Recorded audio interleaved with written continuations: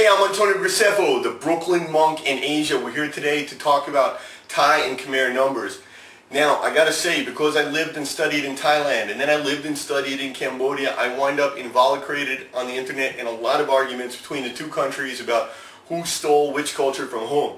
Okay, let me start off by saying that much of what we think to be Thai culture today was taken from Cambodia. There was a time when Thailand invaded Cambodia, and they actually kidnapped masters of various arts and sciences and things like that and brought them back to Thailand, and that's how a lot of these things made it to Thailand. Okay, but everything didn't go from Cambodia to Thailand. Certain things went from Thailand to Cambodia as well. Okay, it was not a one-way street. I mean, the border kept changing and changing and changing, right? Siem Reap's changed hands, 1,000 times during history. Surin, whatever. It's just the border has shifted. So it's often a matter of, let's say, linguistic and anthropological research that needs to be done to determine which similar elements between the two languages came from one country or from the other originally. Today we're going to speak primarily about the numbers. Now, the written numbers, the actual numerals used in Thailand today are the ancient Khmer numbers. Right, Khmer numerals. Those numerals originate from a Hindu counting system, which is often referred to as the Hindu numeric system or the Hindu Arabic numeric system. It started out at first with only 9 characters because there was no zero. And for the longest time, the mathematicians of that time debated whether or not zero really existed, and they were looking for zero. And that's a whole area of, say, mathematical history that you could research the history of zero, and it's very interesting. But anyway, the Hindu/Arab/Phoenicians, they're the people who developed these counting systems and who then discovered zero. As a result, the word for zero in Khmer and in Thai is sun. Sun. That word actually comes from these Hindu people. That was the original Hindu word for zero. So if we go to India, we're going to find a lot of these words that are similar in both Thai and Khmer. We're actually going to find them in India because that's where they came from originally. Most people know that writing system came from a Pali Sanskrit based writing system from India, and it's Cambodia, Thailand, Laos, parts of Burma, and so forth. And actually even ancient Malay, even ancient Filipinos used a similar based writing system. All right, that came from India, and then of course a lot of vocabulary came from India, and it's just very interesting. I haven't been to India to do research yet. I've studied extensively in Thailand, studied extensively in Cambodia, compared the two. Okay, the other thing is that I speak Chinese, and I do a lot of linguistic research, comparative linguistic between modern languages and Chinese. So for example, I studied in Vietnam for a long time, and then I traced the Chinese origins of Vietnamese vocabulary, and that will be the subject of a different video. But one of the things we want to look at today is that if we say that the Thai people came from southern China, from the Thai people, right? In other words, the people that today we would call the Shan, right? Thai, right? And they migrated down from China, into Vietnam and Burma and Thailand, and eventually became the Thai people, right? So if you go back far enough, actually the Thai people migrated down from China. But, and of course I'm talking eons ago, I'm not talking about, 200 years ago. The Khmers are not Chinese. They don't have any sort of relationship, any connection to China. Now China was and arguably still is, the predominant cultural influence in the region, all right? But we have countries that we consider Chinese sphere of influence countries or Chinese culture countries. These are countries where their culture, their language is closely based on or closely derived from Chinese, all right? And so examples of those, of course, would be Japan, Korea, and Vietnam, all right? Neither Thailand nor Cambodia actually falls into that category, but if we were to pick one of those two countries, we would definitely say Thailand has more Chinese attributes in it. So if you study Thai language, and if you already speak Chinese, and you go through a page of Thai text, you'll find a lot more Chinese cognates than you would in a Khmer newspaper, for example. Okay, and that's not saying that there's no Chinese cognates in Khmer. There's quite a few, because the Chinese were very active and they were traders, and actually the only written record of the Angkorian Empire, was from Judaquan, who was a visiting diplomat from China.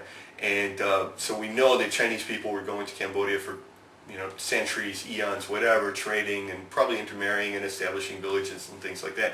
And there were Chinese people there, but they didn't have a tremendous influence on the culture like they did in Thailand. And then one more point I'd like to bring out about the Chinese is that when I'm doing what I call informal analysis, which means just using my own knowledge, reading a text in Vietnamese or reading a text in Korean, and then picking out the words that match Chinese words or similar to Chinese words, I am matching them to modern Mandarin because that's the language I speak.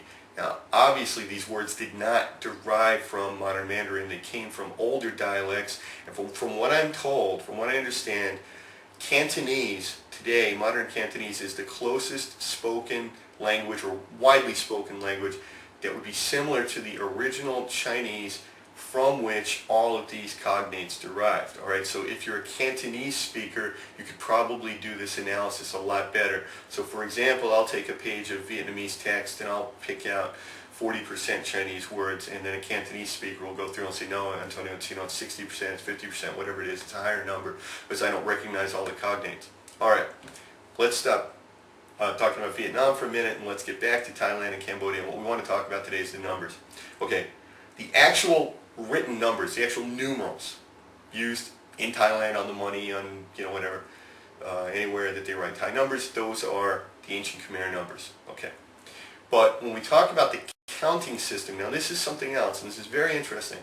Most languages in the world of major countries, in other words, the country's national language counting system, all of them are decimal based. And I may be wrong that it's all, but it's certainly the vast majority, they're decimal based. In other words, base 10. In other words, in almost every language you count to 10, and then usually 11 and 12 are a little bit different, and then from 13 on the system is pretty clear. Like 13 would be 3 and 10, and 14 is 4 and 10, and 20 is 2 and 10. And so like in English, for example, 11 doesn't sound anything like 1, right? But 12, already you see it sounds a little bit like 2, and then 13 is clearly, comprised of 3 and 10 and 14 and so forth. And in German it's that way, and in Western languages, and in Chinese it's that way. And in Chinese it's actually very clear because you can't even have blended sounds in Chinese, so actually you just wind up with shi, shi, or shishan. So it's exactly 10 and 1, 10 and 2, 10 and 3. Okay, so that's called a decimal counting system, meaning it repeats every 10. And the only European language that I know of, but I don't speak every European language, I think I speak about 4 or 5 European languages, but the only one I know of that isn't consistently decimal is, for whatever reason, French. From 69 to 99 uses a really weird system. It's decimal, decimal, decimal, and then all of a sudden 80 is 4 times 20, and then 81 is 4 times 20 and 1, and all this, and this is very strange. And anyway, that's the only one I know of that's not strictly decimal. All right, so we look at Khmer counting system. Khmer counting system, the original system that they used in the Angkorian time actually had 2 bases. It had a base 5 and a base 20. Now, I can't prove this, but my assumption would be, and I think this makes sense, but we'll have to research to see if it's right. Well, my assumption is that a base 5 counting system is fine if you're counting small numbers. When you start counting big numbers, it gets very cumbersome, right? So during the time of the Angkorian Empire, when you're building an empire and you're building Angkor, and you're building these, you're consolidating your power, and you're charging taxes, and suddenly you're dealing with very big numbers. Maybe it was the first time that they had to deal with very big numbers, and somebody said, base 5 counting system just doesn't work. So they went to base 20. All right, so in Khmer today, modern Khmer, moi, bi, bai, bon, pram, there's 5 numbers only, and then they repeat. So you get to 5, and then 6 is 5 and 1. And 7 is 5 and 2. And if you think about Roman numerals, the way Roman numerals are written, it's the same way, right? 1, 2, 3, 4, 5 are standard strokes, standard characters, and then 6 is 5 and 1, and 7 is 5 and 2, and so forth. And that's actually the way you count in spoken Khmer, right? In written Khmer, there's actually a symbol for 6, a symbol for 7, but the way you pronounce it, would be, so like 6 would be pramoy, and then prambi, prambai, prambon. All right, so that's called a base 5 counting system, meaning it repeats every 5.